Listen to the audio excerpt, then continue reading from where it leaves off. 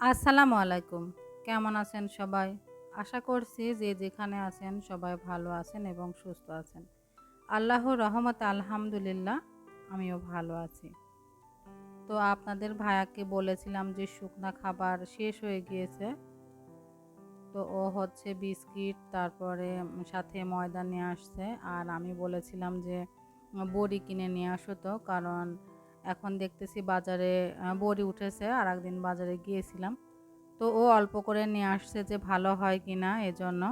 তো বড়িরও অনেক দাম, আর আমি বড়ি আসলে সেইভাবে দিতে পারি না, আমার আম্মা দেয়, সেখান থেকে আর কি খাওয়া হয়। তো কিনে এবার খাচ্ছি প্রথম অবস্থাতে আর কি। ভবিষ্যতে দেখা যাবে যে খুব শীতের সময় আর কি হচ্ছে আম্মা যদি দেয় তাহলে অবশ্যই খেতে পারবো।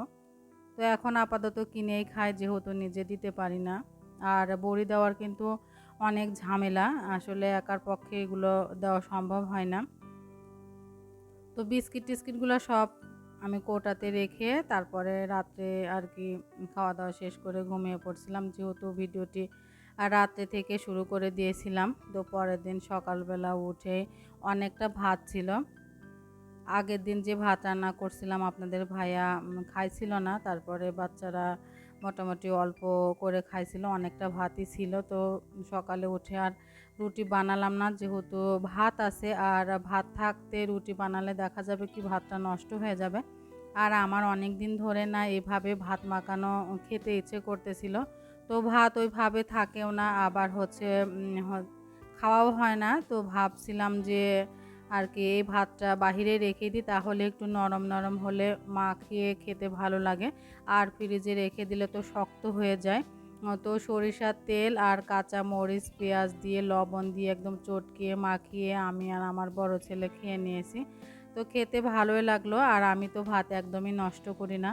আমি নরম করার জন্য ইচ্ছাকৃতভাবে বাহিরে রেখে দিয়েছিলাম। তো সকালে খাওয়া দাওয়া শেষ করে এখন হচ্ছে যে আমার বেলকনিতে আসছে। সকাল থেকে অনেকবারই আসা হয়, কারণ ঘুম থেকে উঠে আগে আসি আমার গাছগুলার কাছে, তারপরে আর কি আমার সংসারের কাজ শুরু করে দিই। তো অনেক দিন পরে আবার রেন লিলির যে হলুদ কালারের সেটার হচ্ছে একটা করে আসছিল, সেই ফুলটা ফুটছে। তো এই যে আমার গাছগুলা মোটামুটি এখন হচ্ছে তরতাজা আছে, বেশি একটা খারাপ নেই মোটামুটি, যেহেতু দুপুরে রোদটা পায় আর কি। তো এদিকে পুঁইশাক কাটার পরে আবার নতুন কড়ি বের হয়েছে, অনেকটা বড় ডাল হয়ে গেছে। তো আমার কথার মাঝে ভুল ত্রুটি হয়ে গেলে অবশ্যই ক্ষমা সুন্দর দৃষ্টিতে দেখবেন। এর মধ্যে আমি ঘরগুলো গুছিয়ে নিয়েছি, নিয়ে দুপুরে রান্না করার জন্য কেটে কুটে ধুয়ে এখন হচ্ছে যে রান্না বসিয়ে দিচ্ছি। তো অনেক দিন পরে ভাত ডাল ভাজি করব। আসলে অনেক দিন বলতে আমি কখনো ভাত ডাল ভাজি করিই নাই, কারণ অনেকবার খাইছি, আম্মা রান্না করতো সে সময় খাওয়া হয়েছে, কিন্তু আমার বিয়ের পরে কখনো আপনার ভাইয়া ভাদাল নিয়ে আসেনি। ভাদাল বলতে কলা গাছের ভিতরের যে অংশটা থাকে নরম, সেটাকে আসলে আমাদের অঞ্চলে সবাই ভাদাল বলে।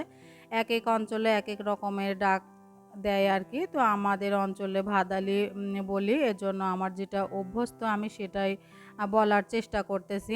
তো ভাদালের মধ্যে একটা আলু দিয়েছি, আর হচ্ছে ভাদালটা এত সুন্দর ছিল, কোনো রকম আঁশ ছিল না, আর কাটতে অনেক সুন্দর হয়েছে, কোনো সমস্যা হয়নি।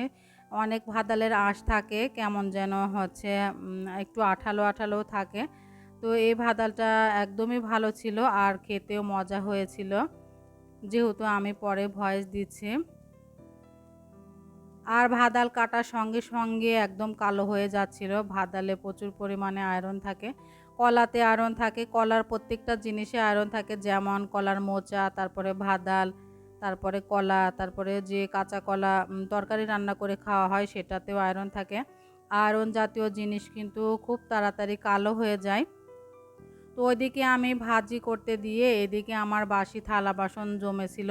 আর আমার না একটা দুইটা থালা বাসন মাজতে ভালো লাগে না, আমার একদম সিঙ্ক ভরা থালা বাসন হবে, আমি আরামসে মাজবো। আমার একটা দুইটা থালা বাসন মাজাই হয় না। দুপুরে খাওয়ার পরে সিনকে এনে রেখে দিই, রাতের বেলা তেমন মাজতে ইচ্ছা করে না। একবারে দেখা যায় কি সকালবেলা উঠে অনেকটা থালা বাসন হয়ে যায়, তখন আর কি মেজে রেখে দেই।